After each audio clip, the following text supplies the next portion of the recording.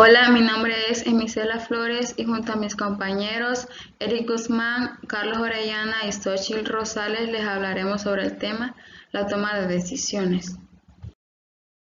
Bueno, tengan un feliz día. Mi nombre es Carlos Daniel Orellana Rodríguez y me toca hablar sobre los antecedentes en la toma de decisión. Bueno, para comenzar, la toma de decisiones organizacionales se convirtió en objeto de estudio a diversas disciplinas científicas durante el pasado siglo XX. A partir de los años 50, numerosos investigadores, entre los cuales se encuentran Simon March, Mintzberg, Menis, Moody, Over y Shu comenzaron a hacer estudios y a profundizar sobre los componentes principales y características de estos procesos, los cuales estudiaban los comportamientos en las organizaciones como las consecuencias y emergieron estudios empíricos y académicos que estos intentaron responder a determinadas hipótesis, dando así como resultado diversas tomas de decisiones y dinámicas en el funcionamiento de ellas. En entornos de negocios hubieron diferentes entornos que siguieron y dieron mucha fuerza en este ámbito. Tanto estos cambios fueron principales y característicos en los surgimientos y fortalezas en la economía global, dando así la característica por la admiración y control del mercado global, competencia de mercados mundiales, grupos de trabajo globales y sistemas de entrega de igual tipo. Todo esto transformando la economía y diversas sociedades industriales, haciendo información sobre servicios basados en conocimientos de agroindustria, etcétera, empresas multinacionales entre sí.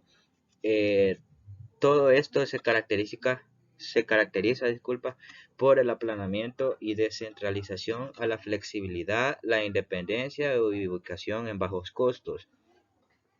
Estas transacciones y las coordinaciones son el trabajo cooperativo entre equipos y la transformación en la empresa para llevar todo a un mejor caso, dando así como unos buenos resultados en la economía, basándose en las informaciones y conocimientos obtenidos en equipo.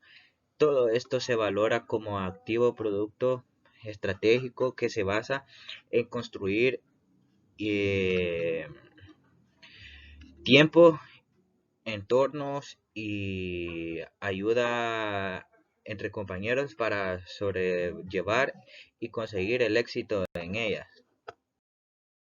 En fin, estos cambios evidencian que las organizaciones contemporáneas se desenvuelven en mejores entornos dado grupos.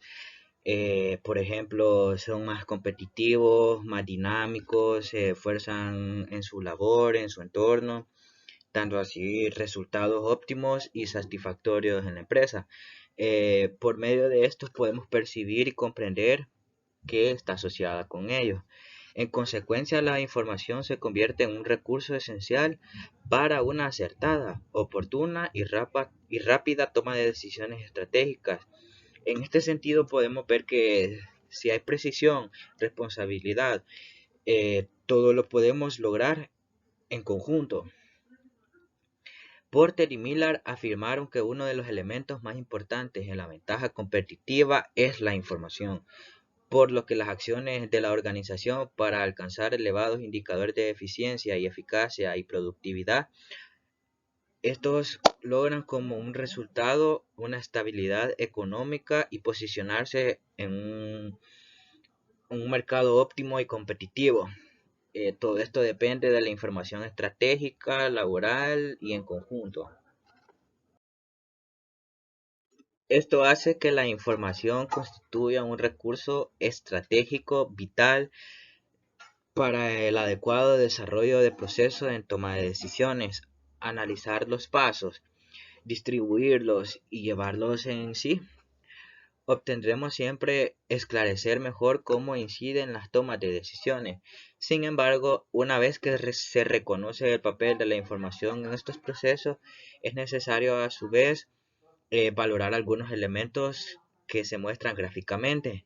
Estos reflejan algunos autores que se refiere al uso y tratamiento de estos recursos. Una decisión completamente racional exigiría una información cuya recopilación estaría más allá de la capacidad de la organización y un procesamiento de información cuya ejecución excedería la capacidad de los seres humanos. En cuanto a más tiempo se requiera para recoger más información, se obtendrá un mejor resultado. Eh, También será un mayor costo de total involucrado. En estas situaciones complejas es importante que las personas tomen decisiones firmes, concretas y precisas. Entre se reúna más información, obtendremos mejores resultados para hacer una elección final. En ocasiones también se cuenta con información adicional como plus o extras, llamándolos así. Se puede generar problema también a la hora de tomar decisiones, ya que serían informaciones extras que no todo el conjunto estaría de acuerdo, pero que nunca caen nada mal. También existe una tendencia sobre la gente a tomar decisiones sin contar con toda la información disponible, dando así que hayan malos entendidos en el grupo, etcétera. Les hablaré de la toma de decisiones y su evolución en contextos organizacionales.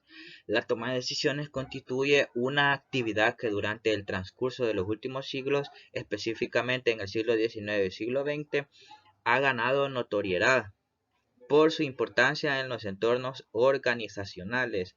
Aun cuando la profundización del tema y sus principales características no tienen lugar hasta el final de la década del 50 del pasado siglo, no es menor cierto que, anterior, la producción mercantil y ambientes de negocios en general se encontraban bajo la influencia de este proceso específico.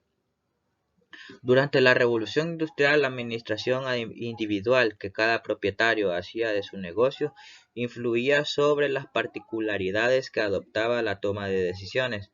Esto evidencia que las decisiones se tomaban en conjunto, tomando opiniones de compañero a compañero, entre jefe y empleado, para obtener resultados de gran calidad. Y aun cuando podían afectar la propia producción y los trabajadores, era responsabilidad máxima de la autoridad administrativa, dando así como resultados buena calidad en conjunto administrativo. Toma cartas sobre el asunto, se percatan que el negocio se hacía más complejo. Comenzaron a contratar expertos para que se dieran su consejo en sí.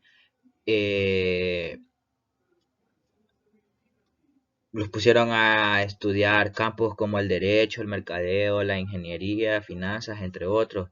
Esto produjo que al inicio del siglo XX el individuo que tomaba decisiones se basara en fundamentos concretos y en las estadísticas operativas y en información interna, pero este método carecía de sofisticación necesaria para hacer frente a la multitud de factores relacionados con las decisiones o organizaciones. En este periodo, esta problemática se agudizó y se incrementó el interés por solucionarla. Sin embargo, no es hasta principios de la Segunda Guerra Mundial que todo esto tomaba frutos en operaciones como la Operations Research, relacionado con el campo militar, conocido desarrollado entre organizaciones unidas, técnicas de investigación determinadas sobre las alternativas de solución en la base de datos actuales. Uno de los investigadores más notables en esta etapa fundacional de los estudios relacionados con la toma de decisiones fue Herbert A. Simon. Si bien existen numerosos autores que han contribuido al desarrollo de estos procesos en las organizaciones, las investigaciones realizadas por Simon constituyen la base para el estudio de este campo de conocimiento, debido a la racionalidad limitada y su visión y experiencia desde la economía y en la administración, psicología, convirtieron sus investigaciones enfocadas específicamente a la toma de decisiones en las organizaciones en la base de posteriores teorías sobre la toma de decisión y a su vez en precedentes para investigaciones sobre el tema.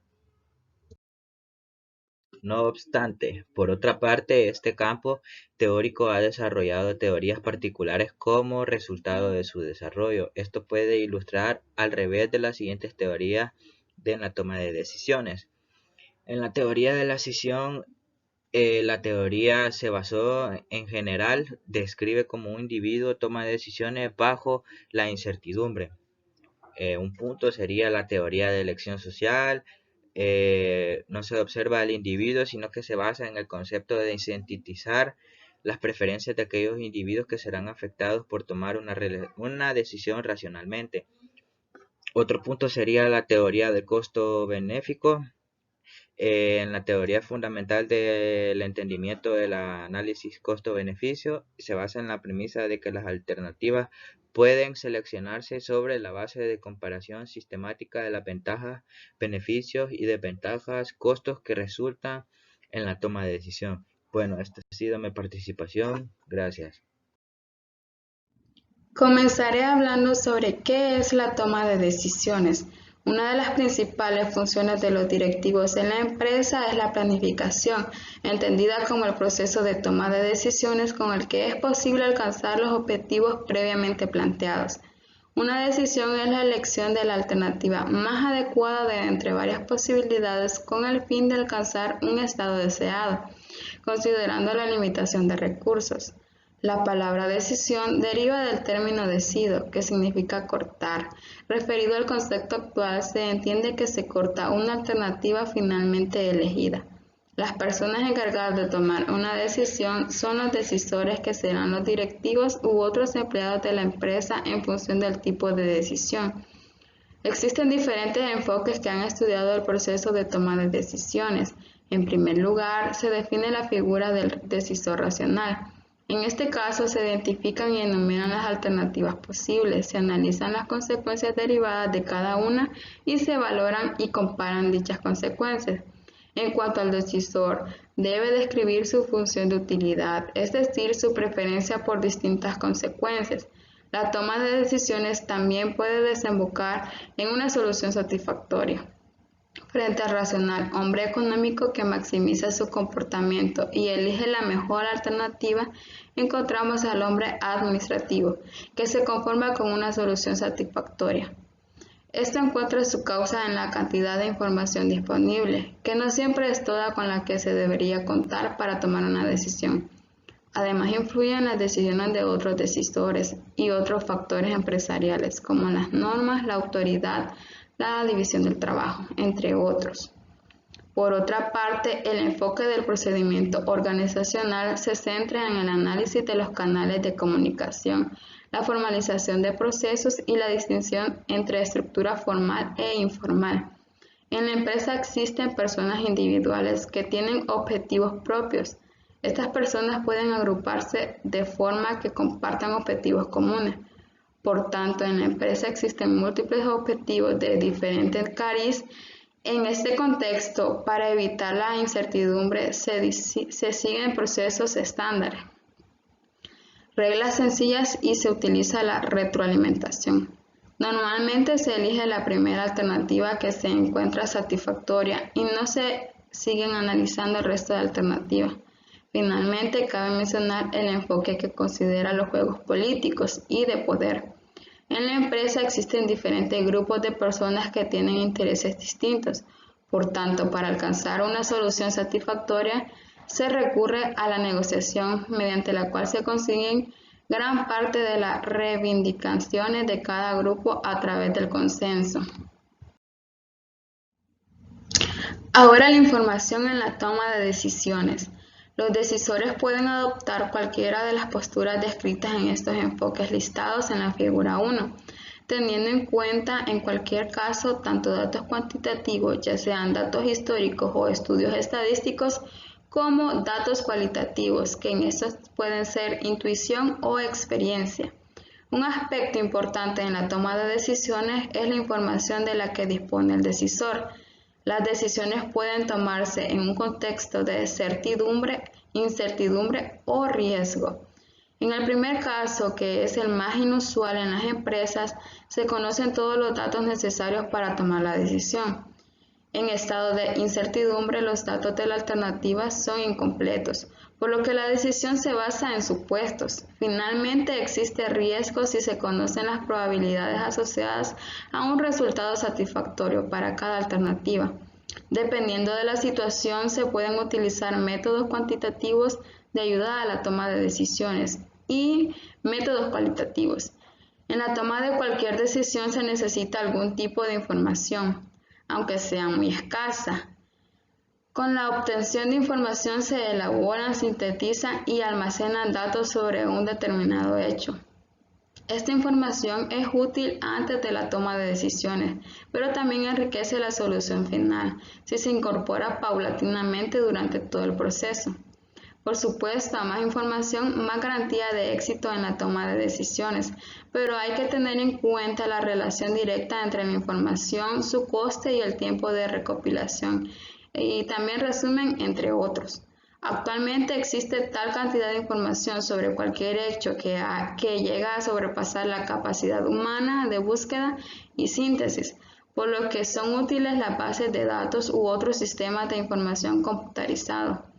La información es el principio y el fin del ciclo informativo, decisión, información y acción, que podemos ver en la figura 1. Con la información podemos tomar una decisión que impulsa a la implementación de una acción. Esta acción genera nueva información con la que se retroalimenta el proceso y se vuelve a iniciar la necesidad de tomar nuevas decisiones. De este modo, la toma de decisiones es el proceso que facilita la conversión de la información en acción. Las fases en el proceso de toma de decisiones. Consideramos que la toma de decisiones es un proceso porque durante un periodo de tiempo se suceden una serie de etapas de forma secuencial, como se muestra en la figura. Las fases son las siguientes. La fase de inteligencia consiste en identificar y definir el problema para el que se pretende tomar una decisión. En primer lugar, se realiza un análisis completo interno y externo para buscar el origen fundamental de este problema. Debemos tener en cuenta que este análisis depende de la forma en que el decisor percibe el problema, es decir, selecciona, recibe, organiza e interpreta la información. Es necesario recopilar todos los datos disponibles acerca del problema para optimizar la utilidad de la información. En esta etapa pueden suceder una serie de errores bastante comunes. Por ejemplo, podemos obtener una respuesta adecuada para un problema equivocado. En este caso, debemos volver a analizar el problema que seguirá sin solución. También es posible tomar una decisión inoportuna o una decisión que no conduce a la realización de una acción. Estos errores se producen por una falta de organización que conlleva la utilización de la intuición y no de métodos más científicos en el proceso de toma de decisiones. Otra fuente de confusión es realizar una mala distribución del tiempo, dando más importancia a la búsqueda de la respuesta apropiada que a la formulación de la pregunta correcta. Finalmente, el decisor puede considerar que la toma de decisiones es un problema y no una oportunidad. La fase del diseño, modelización o concepción. Se identifican y enumeran todas las alternativas, estrategias o vías de acción posibles. Para ello debemos hacer un análisis exhaustivo del problema, siendo recomendable la opinión de varias personas con distintos puntos de vista, con el fin de que no queden alternativas sin identificar. La fase de selección consiste en la elección de una alternativa. Para ello se evalúan todas las líneas de acción, teniendo en cuenta la concordancia de los objetivos de la empresa y los recursos. Además, la alternativa elegida debe ser factible y contribuir a la resolución del problema. Hay que tener en cuenta los posibles problemas futuros y las consecuencias asociadas a cada una de las alternativas. Por supuesto que esta elección se realiza en función de la cantidad y calidad de información disponible a tal efecto. La fase de implantación. Se desarrollan las acciones que conlleva la alternativa elegida para solucionar el problema. La fase de revisión sirve para comprobar si la puesta en marcha de la decisión es la más adecuada y si se alcanzan los resultados deseados. Se realiza un control evaluando las acciones pasadas y si algo no es correcto, se reinicia el proceso. Ahora les hablaré sobre los tipos de decisiones. No todas las decisiones tienen la misma importancia ni producen las mismas consecuencias. Obviamente no es lo mismo localizar una nueva planta de producción, contratar a un nuevo empleado o clasificar los artículos en un inventario. En las organizaciones se producen diferentes tipos de decisiones, ya que son varios los autores que han tratado la tipología de las decisiones. Estas responden a determinados criterios para su clasificación. Les mencionaré sus principales características. Las decisiones estratégicas o de planificación. Los decisores son los altos directivos. Se remiten a la selección de fines, objetivos generales y planes a largo plazo. La información debe ser oportuna y de calidad. Un error puede ser fatal. Los ejemplos: la localización, recursos financieros, productos a fabricar, entre otros. Las decisiones tácticas o de pilotaje. Los decisores son los directivos intermedios. Es la puesta en práctica de las decisiones estratégicas. Son útiles para repartir eficientemente los recursos limitados. Los ejemplos: distribución en planta, presupuesto, producción, entre otros. Las decisiones operacionales o de regulación. Los decisores son los ejecutivos más inferiores, entre ellos tenemos los supervisores y gerentes. Se refieren a las actividades funcionales y rutinarias, al día a día. Los ejemplos de estos son la aceptación o rechazo de créditos, inventario, asignación de trabajos, entre otros. La clasificación por métodos se realiza dependiendo del procedimiento utilizado para elegir la alternativa final. Las diferentes decisiones y sus características principales son las siguientes. Las decisiones programadas. Se define un procedimiento o criterio de forma que estas decisiones no tengan que tratarse de nuevo cada vez que surjan. Hacen frente a los problemas estructurados, bien definidos y rutinarios. Se pueden definir, predecir y analizar los elementos del problema y sus relaciones. Su resolución se realiza utilizando hábitos, costumbres, procedimientos estandarizados o simulaciones. Un ejemplo de estos es: un cliente presenta una queja para la que se pone en marcha un protocolo de compensación. Otro ejemplo: la realización de tareas rutinarias recogidas en el manual de procedimientos, u otros. Las decisiones no programadas son decisiones nuevas, no estructuradas e inusualmente importantes. No hay métodos preestablecidos para tratar estos sucesos inesperados. Para su resolución se utilizan la intuición, creatividad o criterio personal del decisor. Un ejemplo: una catástrofe natural destruye uno de los almacenes de la empresa y se debe decidir su reparación o su localización en otro lugar. Una empresa quiere dar el salto al mercado internacional, u otro ejemplo. Finalmente, se propone una clasificación sintética basada en las dos anteriores, es decir, en función del nivel jerárquico donde se toma la decisión y del método utilizado, distinguiendo entre decisiones estructuradas, semiestructuradas y no estructuradas. Tenemos las decisiones estructuradas, que es igual a las decisiones programadas. Sus principales características son: las tres fases principales, inteligencia, diseño y elección, son estructuradas. Se usan métodos matemáticos y reglas de decisión en todas las fases. Las decisiones semiestructuradas. Imposibilidad de usar métodos en la fase de inteligencia e incluso en el diseño y selección. Generalmente la fase de inteligencia no estructurada, pero en ella, una vez identificado el problema, es posible el uso de modelos matemáticos, de algoritmos o de reglas de decisión. Las decisiones no estructuradas, que es igual a las no programadas, no se pueden utilizar métodos matemáticos o reglas de ningún tipo. Ninguna de las fases es estructurada. Estas clasificaciones permiten esclarecer las características de las decisiones que se toman en la organización, porque responden o son el resultado de la forma o modo de proceder del decisor.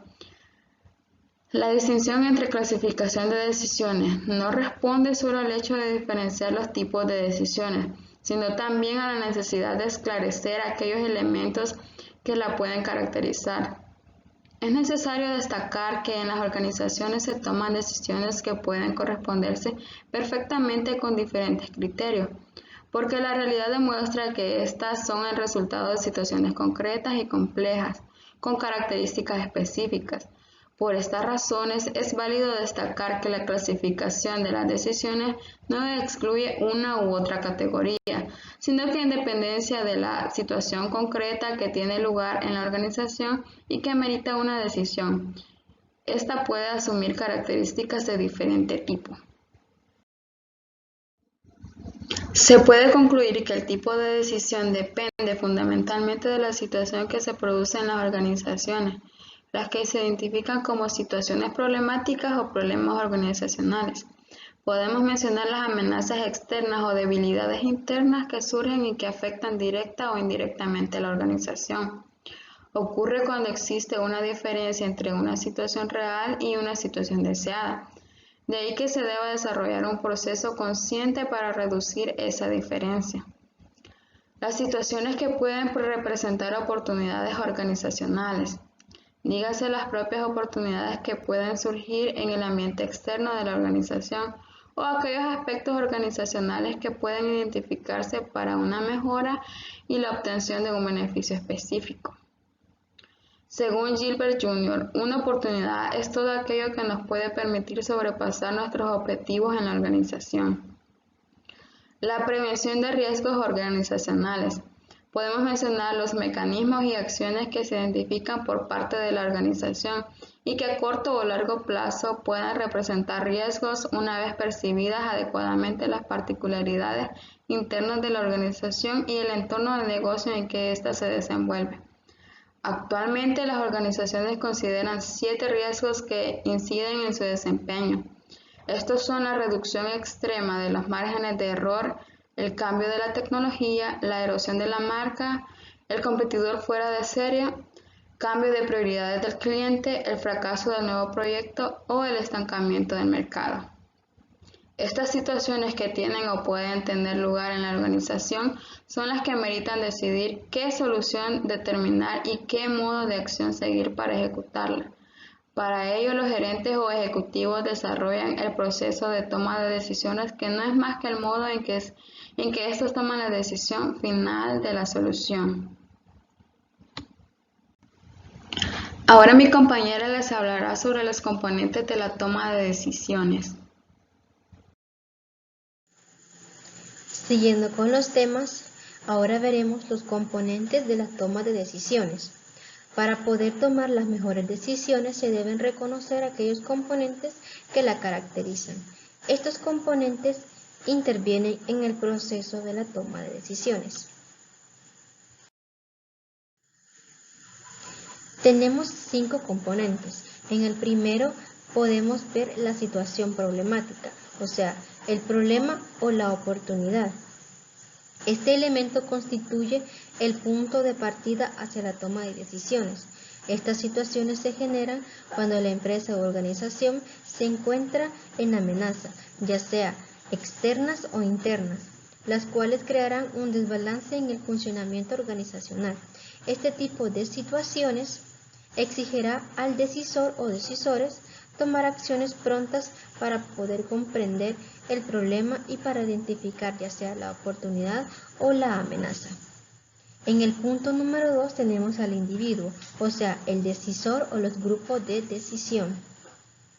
Este será el que desarrolle el proceso en la toma de decisiones y sus experiencias, valores y otros elementos, los cuales influirán en este proceso, en la interpretación y uso de la información, conocimientos y otras herramientas con que disponga el decisor.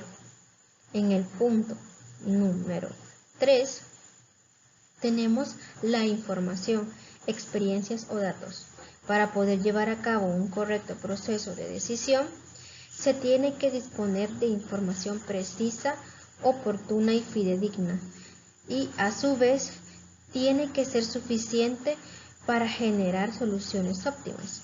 Cabe destacar que sin información no se podrá percibir adecuadamente todos los valores de manera correcta.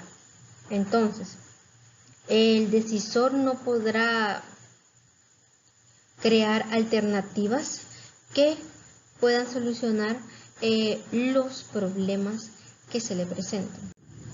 Continuamos con el elemento número 5, o sea, otros factores que influyen en la toma de decisiones. En el primero podemos ver a la información. La decisión debe basarse en los datos disponibles. El segundo factor serían los conocimientos, o sea, todas aquellas herramientas y técnicas con las que disponga el administrador. En el tercero tenemos las experiencias. Este puede ser propias del decisor o experiencias pasadas de la empresa, o pueden ser tomadas desde fuera, como podríamos decirlo, experiencias de otras empresas o de otros individuos para tomarlos como referencia. Tenemos también el análisis, los métodos adecuados para tomar las decisiones. Tenemos lo que es el juicio, o sea, la capacidad de discernir y hacer uso correcto tanto de la información, la experiencia y el análisis y encaminar hacia las mejores decisiones. Siguiendo con los temas, ahora veremos la racionalización limitada en la toma de decisiones. Una característica fundamental de la toma de decisiones es la racionalidad de este proceso. Tomaremos como referencia los estudios hechos por Herbert Simon, el cual fue uno de los impulsores de la teoría de la racionalidad limitada, el cual menciona los factores que influyen en la toma de decisiones. Podemos ver aquí que la teoría de Herbert Simon plantea o nos dice que las personas tomamos decisiones de forma irracional a causa de nuestras limitaciones cognitivas de información y de tiempo. También nos dice que usamos bastante lo que es el término heurístico a la hora de encontrar soluciones. O sea, nos referimos a cosas o herramientas heurísticas, a las reglas generales y sencillas que usamos para resolver estos problemas. Aunque esto de heurístico puede ser bastante útil en algunas ocasiones, no siempre es así, ya que esto puede causar sesgo cognitivo y afectar así el razonamiento del decisor. Históricamente se han establecido unas diferencias fundamentales entre las decisiones racionales y las decisiones de racionalidad limitada. El término racional es aplicable a la toma de decisiones que se realiza analíticamente consciente. Entonces se puede decir que el problema de la racionalidad se refleja cuando se quiere tomar decisiones bajo incertidumbre. Aquí podemos ver lo que es un cuadro en el cual nos puede discernir, podemos ver las diferencias entre la teoría racional y la teoría racional limitada. En el primero podemos ver que la información es perfecta, no hay costo de información, la racionalidad es perfecta, disponibilidad de tiempo y no se afecta las emociones y preferencias individuales, o sea que el decisor no está afectado por estos factores. El proceso de decisión es secuencial lógica, lineal, con identificación de los problemas, realizando o finalizando con la implantación de las soluciones. Esto nos lleva a la maximización de las utilidades. La racionalidad limitada. En este caso tenemos los factores como la información que es imperfecta, costo de información, el poder afecta a las decisiones, o sea, poderes externos, así como poderes internos, o sea, las preferencias o referencias del decisor, la capacidad cognitiva es limitada, no hay disponibilidad de tiempo, la complejidad de las situaciones es mayor también. Tenemos incertidumbre con la tecnología y el entorno, siendo conscientes solamente de una parte de este. Entonces, el responsable de las decisiones intenta actuar de manera lineal, pero la racionalidad lo limita. Entonces, en consecuencia, tenemos solamente satisfacción. Entonces, la racionalidad de la toma de decisiones exige en consecuencia que las organizaciones creen condiciones objetivas y subjetivas para que los decisores puedan desarrollar el proceso de forma adecuada. Con esto terminaría de explicar los dos temas correspondientes. Seguiremos con los siguientes. Hola compañeros y licenciado, yo les continuaré hablando sobre el tema de toma de decisiones. Ahorita les hablaré sobre el carácter informacional de la toma de decisiones. El comportamiento del uso de información en la toma de decisiones es fundamental para comprender las particularidades de este proceso e interiorizar el papel que desempeña este recurso en las organizaciones. O sea que el uso de información o la utilidad que le demos a la información en este proceso va a ser de vital importancia, ya que la información es el punto principal para tomar X decisión. Diversos autores han estudiado esta problemática y sus resultados confirman que la información constituye el componente fundamental para que los individuos tomen decisiones de manera racional. O sea que la información es el punto de inicio y también se puede ser el punto de finalización para la toma de decisiones, ya que así el individuo va a tener recopilar la información y así podrá tomar una decisión de manera racional, con que tenga la decisión sentido, ¿no?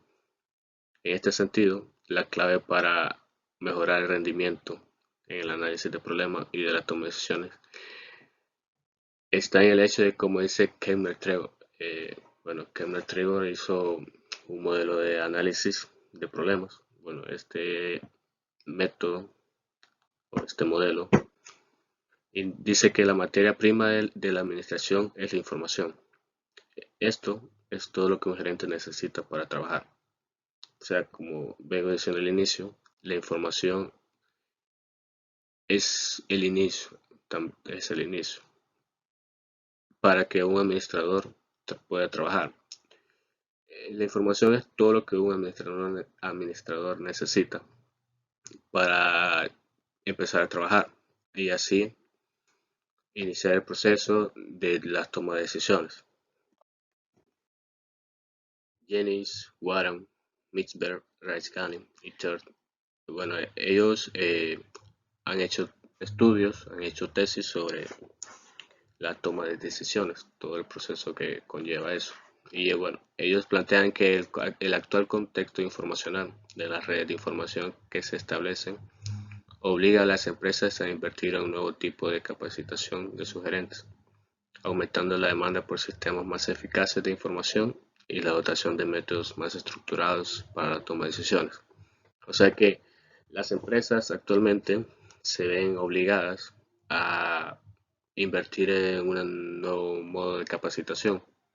Así sus gerentes asisten a la capacitación y estudian y recopilan información nueva, información actualizada, y así los gerentes ya llevan nuevos métodos más estructurados, más eficaces para la toma de decisiones. Esta capacitación trae consigo una alfabetización informacional en pro de crear una cultura informativa que permita a los gerentes y demás individuos que toman decisiones desarrollar este proceso mediante un buen uso de los métodos informativos de los sistemas. Casexta y Rodríguez reconocen en su estudio que la información y aspectos relacionados con el tratamiento de ella son de vital importancia, por lo que se debe prestar atención al ambiente informacional y su relación con la transformación y la innovación. O sea que el gerente o quien vaya a tomar la decisión debe de estar pendiente sobre el ambiente de donde se saca la información y su relación con la transformación y la innovación. Fuentes de información y prioridades establecidas para su uso en el proceso decisorio. O sea que al inicio las prioridades deben de estar claras, ¿no? Para que ya teniendo toda la información el proceso sea directo, para que no haya atrasos y así evitar problemas en la toma de decisiones. el comportamiento y el uso de la información por parte de los gerentes y la relevancia concedida por la información procedente de los sistemas de información organizacionales. O sea que el gerente es el jefe, se podría decir, eh, en la toma de decisiones, ya que él es quien da el aval para usar dicha información o no usar esa información. Y así, si el uso que le dé el gerente es importante, ya que él es el que al final va a dar el ok si se va a tomar esa decisión o no se va a tomar esa decisión. Prioridades atribuidas por las decisiones y conocimientos tácticos y explícitos. Modificaciones resultantes de las decisiones tomadas. O sea que puede haber modificaciones ya a la decisión, pero que esas modificaciones sean pequeñas, que no sean de gran magnitud, ya que corre el riesgo de modificar todo el proceso de la información y la decisión ya sea muy diferente a la ya recopilada. La información y los recursos de información se convierten entonces en activos organizacionales de vital importancia para el desarrollo de la toma de decisiones. Como lo venía diciendo, la información es lo más importante, ya que de ahí inicia todo y ahí termina todo también. Además, para tomar una decisión se necesita información. No se puede tomar una decisión sin ninguna información. Esto hace que debido a la limitada capacidad de procesamiento y análisis de información que tienen los individuos, las organizaciones deben de trazar estrategias, políticas y normas para tratar de cubrir toda la información. Ya es un poco difícil que el análisis y el procesamiento de información que tienen los individuos, o sea, por eso que las empresas hacen estrategias para así tratar de cubrir toda la mayor información posible y así establecen mecanismos y acciones concretas en pro de una mejor administración de los recursos, sistemas y servicios que sirven de apoyo al tratamiento informacional necesario para desarrollar un acertado proceso de decisiones basado en el uso de este recurso. Este recurso es la información. Las reglas de decisión. Hay 4 reglas. La primera es la regla optimista, que también se conoce como la regla máxima. Esta regla dice que escoger la opción que produzca el mejor resultado posible, o sea, ser positivo, que la decisión tomada sea o produzca el mejor resultado, o sea, que sea entre todas las decisiones, esa decisión tomada sea la que produzca el mejor resultado. También para tomar las decisiones hay que ser pesimistas, hay que ver lo negativo. Entonces la segunda regla habla sobre eso, que es escoger la opción con el más alto valor del peor resultado posible, que es la regla máxima. O sea que si escogemos o si tomamos una decisión, tenemos que ver lo negativo también, o sea, los contras que pueda traer esta decisión. El costo de oportunidad. ¿Qué oportunidad se ha perdido cuando se elige una opción y no otra? O sea que como para tomar una decisión se debe de tener varias decisiones para así estudiar todas las decisiones y tomar la más adecuada. Entonces, para tomar esta decisión se debe de pensar qué perdemos al dejar X decisión, pero también hay que ver qué podemos ganar tomando esa decisión. El valor esperado. Escoger una opción de acuerdo con una estimación de la probabilidad de ocurrir una situación determinada. La decisión ya está tomada, o sea que debemos de proyectarnos, debemos de imaginarnos qué va a ocurrir con esta decisión tomada. si la decisión fue bien tomada, si el proceso no hubo ningún problema, puede que la decisión sea positiva, que sea exitosa.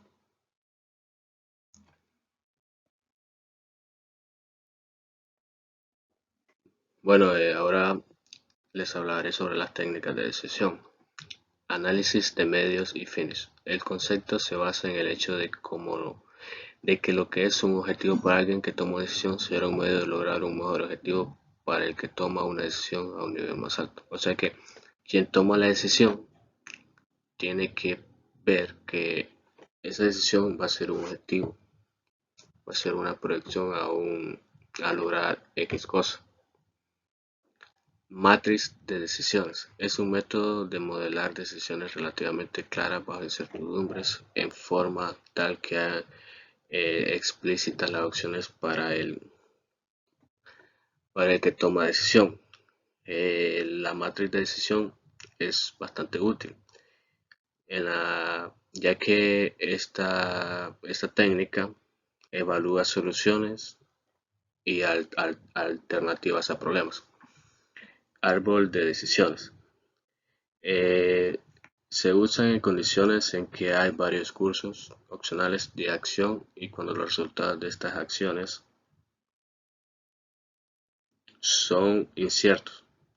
Además, acciones anteriores pueden afectar acciones ensayadas antes. Algoritmos. Contienen una secuencia lógica de deducciones para resolver problemas. Se utilizan para reducir la tarea de solución de problemas a una serie de operaciones comparativamente simples. O sea que esta técnica es de bastante ayuda, ya que de manera lógica ayuda a resolver problemas y también reduce las tareas para la solución de un problema. Probabilidad subjetiva. Con frecuencia se toman decisiones que requieren un juicio de probabilidad de un resultado sin ayuda de medidas objetivas. Es una expresión del grado de creencia de que va a suceder algo. O sea que esta técnica es más bien una creencia o una proyección a lo que pueda pasar al resolver el problema y ya haber tomado la decisión. El análisis bayesiano es un análisis estadístico que se propone transcribir los pronósticos subjetivos a curvas matemáticas de probabilidades en situaciones en las que no hay ninguna probabilidad estadística normal por las que las alternativas no se conocen o no se han estudiado antes. Este análisis, bueno, también conocido como la inferencia bayesiana, se emplea para actualizar o inferir las probabilidades de que una hipótesis puede ser cierta.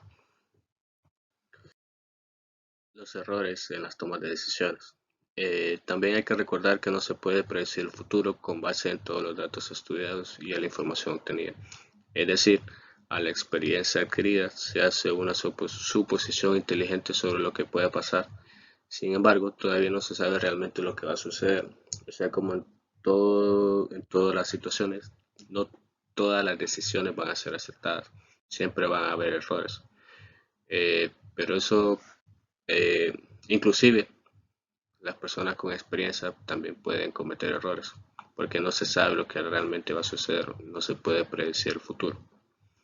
A pesar de la buena preparación que se tenga para las decisiones, algunas de ellas seguramente resultarán equivocadas. Puede suceder que se haya escogido más información de la necesaria o que los datos que se tenían fueran inexactos o incompletos. Otras veces las circunstancias cambian y las decisiones que eran apropiadas hace un mes ya no son válidas. O sea que puede que la decisión ya esté tomada, pero si se atrasa, por ejemplo aquí como es el texto un mes, puede que esa decisión ya no sea válida, ya no sea concreta a lo que se pide en la actualidad.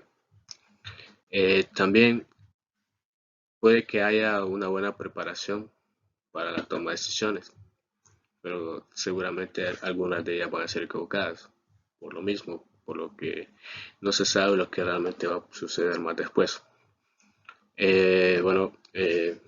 Esta ha sido toda la participación de nuestro grupo. Espero que la hayan entendido y bueno, cuídense.